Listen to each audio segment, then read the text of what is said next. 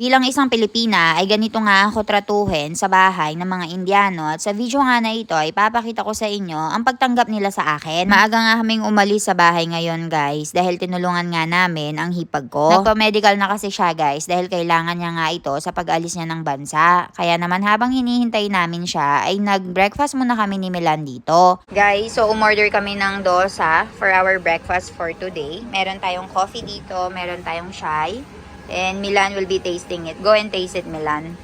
I already tasted it. Chai is better than coffee. Would siya. So, you mean to say before giving it to me, you already tasted it, Em? Go. Kain tayo, guys. Go and taste this one. No, I will just show you. This one have cheese, onion. That's it. This is called cheese dosa, right? Yes. Go and try it. How is it, Milan?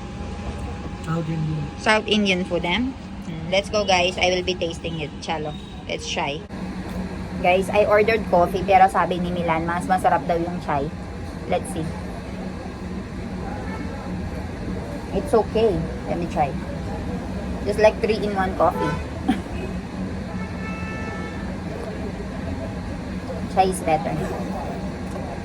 If you are ordering in India, you order chai always, never coffee. I believe you now. Guys, let's go eat this with sambar.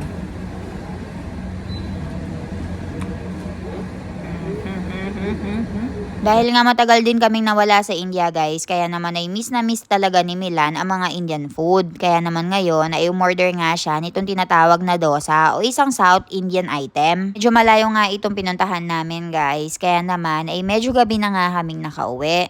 Ang sabi nga ng mga binan ko ay pumunta nga daw sila doon sa bahay ng lolo nila Milan. Kaya naman ay doon na nga lang kami pinadiretso. Pagkarating nga namin ay dinner na nga. Talaga namang kapag pumupunta nga ako dito sa bahay ng lolo ni Milan ay talaga namang welcome na welcome ako. Tinatanong nga nila kung ano nga ba yung mga paborito kong pagkain at yun ngang paborito ko ang talagang niluluto nila. Kaya naman kung makikita nyo ay meron nga tayong panipuri dito at saka yung sevsan. Sabi nga nila ay dito na nga lang din kami matulog at pinilit talaga kami.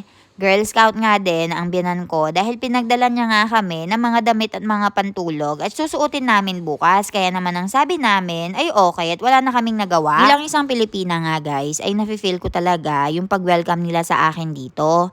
Parang tayong mga Pilipino guys, kapag meron nga tayong mga bisita ay napaka-hospitable natin. Ilalabas talaga natin lahat ng mga magagandang plato natin at papaunahin nga natin na kumain ng mga bisita. Dito nga guys, kapag isa kang bisita sa India ay para kang ang Diyos.